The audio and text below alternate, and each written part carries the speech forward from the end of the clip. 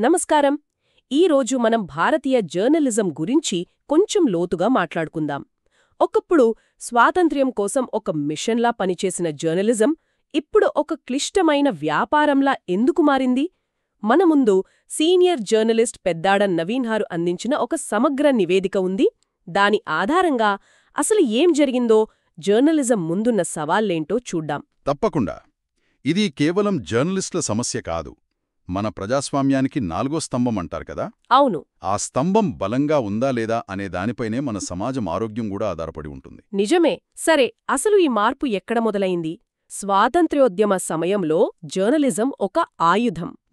ఆ తర్వాత అది ఒక వృత్తిగా, అంటే ఒక ప్రొఫెషన్గా మారింది. అంత బాగానే ఉంది. కాని 1990ల తర్వాత అకస్మాత్తుగా అదొక అమ్మే సరుకుగా, అంటే ఒక వ్యాపారంగా ఎలా మారిపోయింది? ఆ మార్పు అనుకున్నదానికంటే చాలా వేగంగా జరిగిపోయింది. 1990లలో మన దేశంలో ఆర్థిక సరళీకరణ మొదలైంది కదా. అవును, లిబరలైజేషన్. కరెక్ట్. అప్పుడు పెద్ద పెద్ద కార్పొరేట్ కంపెనీలు మీడియా రంగంలోకి అడుగుపెట్టాయి. అంతకుముందు వార్త అంటే ఒక ప్రజాసేవ. కాని కార్పొరేట్లొచ్చాక వార్త అనేది అమ్మదగిన ఒక వస్తువుగా, అంటే ఒక కమోడిటీగా మారిందనమాట. ఒక్క నిమిషం. వార్త ఒక వస్తువుగా మారడమంటే ఏమిటి? దాని ప్రభావం అంటే ఎలా ఉంటుంది? అంటే ఒక వార్త విలువ అది ఎంత నిజం అనే దానిపై కాకుండా, అది ఎంత డబ్బు సంపాదించి పెడుతుంది అనే దానిపై ఆధారపడటం మొదలైంది. ఓ. ఒకప్పుడు పత్రికలు నడవాలంటే సర్క్యులేషన్ ముఖ్యం, అంటే ఎంతమంది కొంటున్నారనేది. కాని ఇప్పుడు పూర్తిగా ప్రకటనల మీదే ఆధారపడి నడుస్తున్నాయి. అంటే ఎడిటోరియల్ స్వేచ్ఛ తగ్గిపోయిందంటారా? ఖచ్చితంగా. యాజమాన్యాల ఆర్థిక రాజకీయ ప్రయోజనాలే ముఖ్యమయ్యాయి. వార్త అనేది ప్రజలకు చేరడం కన్నా యాడ్స్ తెచ్చే ఒక సాధనంగా మారిపోయింది. ఈ మార్పు వల్ల ప్రజల నమ్మకంపై పెద్ద దెబ్బే పడి ఉంటుంది కదా. ఈ మధ్య గోదీ మీడియా అనే మాట కూడా బాగా వినిపిస్తోంది. మన నివేదికలో కూడా దీని గురించి ఉంది. అసలు దీని అర్థమేంటి? గోదీ మీడియా అనే మాట వెనుక కనిపించేదానికంటే పెద్ద కథే ఉంది. అది కేవలం అధికార పార్టీకి వంతపాడటం మాత్రమే కాదు. దాని మూలాలు వేరే ఉన్నాయా? అవును, దాని మూలాలు ఆర్థిక వ్యవస్థలో ఉన్నాయి. మీడియా సంస్థలు బతకాలంటే ప్రభుత్వ ప్రకటనలు చాలా అవసరం.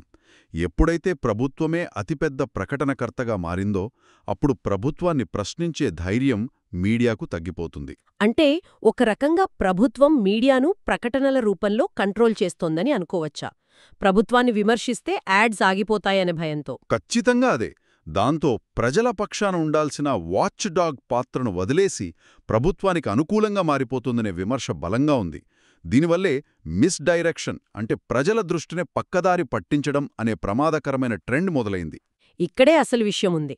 మన నివేదిక ప్రకారం సెప్టెంబర్ 2024లో రూపాయి విలువ దారుణంగా పడిపోయి స్టాక్ మార్కెట్ కుప్పకూలినప్పుడు ఆ తీవ్రమైన ఆర్థిక సమస్యల గురించి ప్రజలకు చెప్పకుండా ప్రధాన మీడియా అంతా ఒక సెలబ్రిటీ వివాదంపై రోజుల తరబడి చర్చలు పెట్టిందని ఆరోపణలున్నాయి. ఇది ఎంతవరకు నిజం? అది 100% నిజం. అదే మిస్డైరెక్షన్కి ఒక క్లాసిక్ ఉదాహరణ. దేశ ఆర్థిక వ్యవస్థ అంత ఇబ్బందుల్లో ఉన్నప్పుడు ప్రజలకు ఏం జరుగుతుందో చెప్పాలి కదా. చెప్పాలి, ప్రభుత్వాన్ని నిలదీయాలి.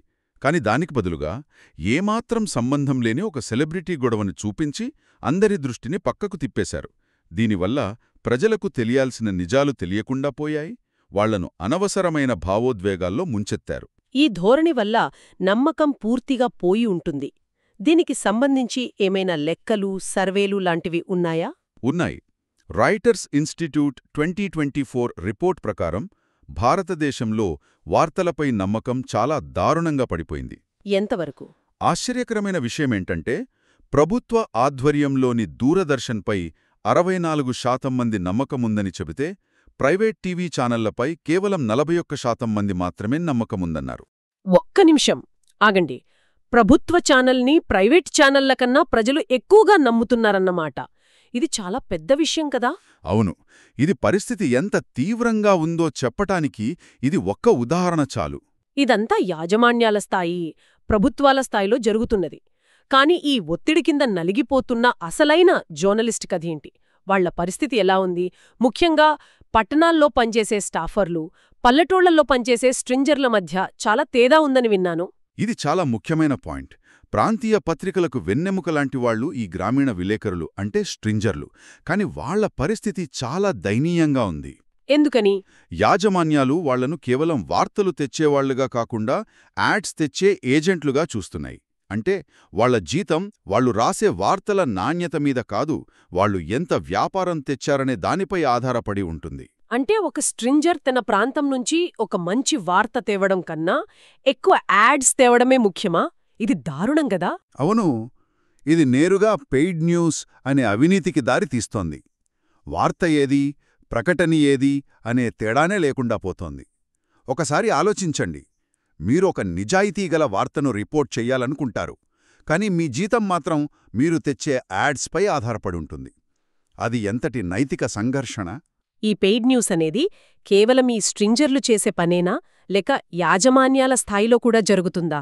ఇది కింది స్థాయి సమస్యే కాదు, ఇది వ్యవస్థలోనే భాగమైపోయింది. ముఖ్యంగా ఎన్నికలప్పుడు ఇది తారాస్థాయికి చేరుతుంది. ఎలా? మీడియా యాజమాన్యాలు నేరుగా రాజకీయ పార్టీలతో, అభ్యర్థులతో ప్యాకేజీలు మాట్లాడుకుంటాయి.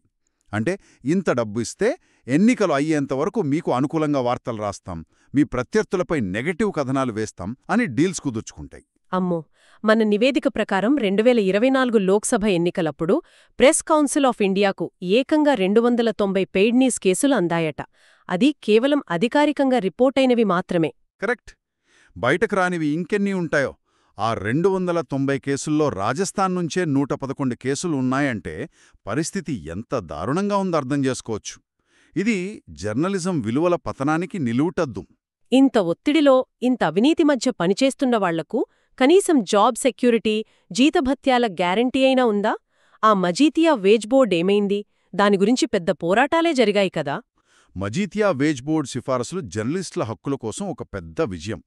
2014లో సుప్రీంకోర్టు కూడా అమలు చేయాలని చెప్పింది. కానీ మీడియా సంస్థలు చాలా తెలివిగా చట్టం నుంచి తప్పించుకుంటున్నాయి. జర్నలిస్టులను పర్మనెంట్ ఉద్యోగులుగా కాకుండా కాంట్రాక్ట్ ఉద్యోగులుగా లేదా కంటెంట్ కన్సల్టెంట్లుగా చూపిస్తున్నాయి. దానివల్ల వేజ్ బోర్డ్ నియమాలు వర్తించవా? వర్తించవు. వాళ్లకు చట్టపరమైన రక్షణ కూడా ఉండదు. మరి సంక్షేమ పథకాల సంగతేంగి? ప్రభుత్వాలేమి చేయడం లేదా? కొన్ని రాష్ట్రాలు చేస్తున్నాయి, కొన్ని పట్టించుకోవట్లేదు. ఉదాహరణకు ఒడిషా ప్రభుత్వం అమలు చేస్తున్న గోపబంధు ఆరోగ్య బీమా పథకం చాలా బావుంది. అది జర్నలిస్టులతో పాటు న్యూస్ పేపర్ హాకర్లకు కూడా వర్తిస్తుంది. అది మంచి విషయమే. కాని తెలంగాణ లాంటి రాష్ట్రాల్లో హెల్త్ కార్డులు ఇచ్చినా ప్రభుత్వం హాస్పిటల్స్కి బిల్లులు కట్టకపోవడంతో వాళ్లు జర్నలిస్టులకు ట్రీట్మెంట్ చేయడం మానేసే పరిస్థితి ఉంది. సరే, ఇన్ని సమస్యలున్నాయి, మరి వీటన్నిటికీ పరిష్కారం లేదా? భారతీయ జర్నలిజం మళ్లీ తన గౌరవాన్ని, నమ్మకాన్ని సంపాదించుకోలేదా? పరిష్కారాలు ఉన్నాయి, కాని వాటికి గట్టి రాజకీయ ఇష్యశక్తి కావాలి. మన నివేదికలో కొన్ని మంచి సూచనలున్నాయి. మొదటిది, జర్నలిస్టులపై దాడులను అరికట్టడానికి మహారాష్ట్రలో ఉన్నట్టుగా ఒక బలమైన కేంద్ర చట్టం తేవాలి. దాడులను నాన్ బెయిలబుల్ నేరంగా చూడాలంటారా? ఖచ్చితంగా. రెండోది, ఆస్ట్రేలియాలో మీడియా బార్గెనింగ్ కోడ్ అనే ఒక చట్టముంది. దాని ప్రకారం గూగుల్, ఫేస్బుక్ లాంటి టెక్ కంపెనీలు తాము వాడుకుంటున్న వార్తలకు మీడియా సంస్థలకు డబ్బు చెల్లించాలి. అలాంటి చట్టం మనకు అవసరం. ఇది మంచి పాయింట్. దీనివల్ల మీడియా సంస్థల ఆర్థిక పరిస్థితి మెరుగుపడుతుంది కదా? అవును, వాళ్లకు డబ్బొస్తే ప్రభుత్వ ప్రకటనల మీద ఆధారపడటం తగ్గుతుంది. మూడోది, ప్రభుత్వ ప్రకటనల ఆదాయంలో కొంత భాగాన్ని నేరుగా జర్నలిస్టుల సంక్షేమ నిధికే కేటాయించాలి. అయితే వీటన్నింటికన్నా ముఖ్యమైనది ప్రజల పాత్ర. పాఠకులే మంచి జర్నలిజానికి అండగా నిలవాలి. డబ్బు చెల్లించి వార్తలు చదివే అలవాటు పెరిగినప్పుడే మీడియా సంస్థలకు యాడ్స్ మీద ఆధారపడాల్సిన అవసరం తగ్గుతుంది. అంటే మనం అర్థం చేసుకోవాల్సిందేంటంటే, భారతీయ జర్నలిజం ఎదుర్కొంటున్న ఈ సంక్షోభం కేవలం జర్నలిస్టుల సమస్య కాదు. ఇందులో ఆర్థిక, రాజకీయ వ్యవస్థకు సంబంధించిన ఎన్నో లోపాలు కలిసే ఉన్నాయి. సరిగ్గా అదే. జర్నలిజం స్వేచ్ఛగా, నిజాయితీగా పనిచేయలేకపోతే ఆ దెబ్బ మన ప్రజాస్వామ్యం మీవే పడుతుంది. అవును, జర్నలిజం అనేది ప్రజల గొంతుక. ఆ గొంతుకను నొక్కితే ప్రజాస్వామ్యమే ప్రమాదంలో పడుతుంది. ఈ రోజు మనం చర్చించిన అంశాల గురించి ఆలోచిస్తూ అందరినీ ఒక ప్రశ్నతో వదిలేస్తున్నాము. సంప్రదాయ మీడియాపై నమ్మకం పోతున్న ఈ రోజుల్లో ఆ ఖాళీని సోషల్ మీడియా ఇన్ఫ్లుయెన్సర్లు భర్తీ చేస్తున్నారు. ఇది చాలా ముఖ్యమైన ప్రశ్న. జవాబుదారీతనమున్న జర్నలిస్టుల స్థానంలో ఎలాంటి జవాబుదారీతనం లేని, తరచుగా డబ్బు కోసం పనిచేసే ఇన్ఫ్లుయెన్సర్లు వచ్చినప్పుడు మన ప్రజాస్వామ్య వ్యవస్థపై దాని దీర్ఘకాలిక ప్రభావం ఎలా ఉంటుంది? దీని గురించి ఆలోచించండి.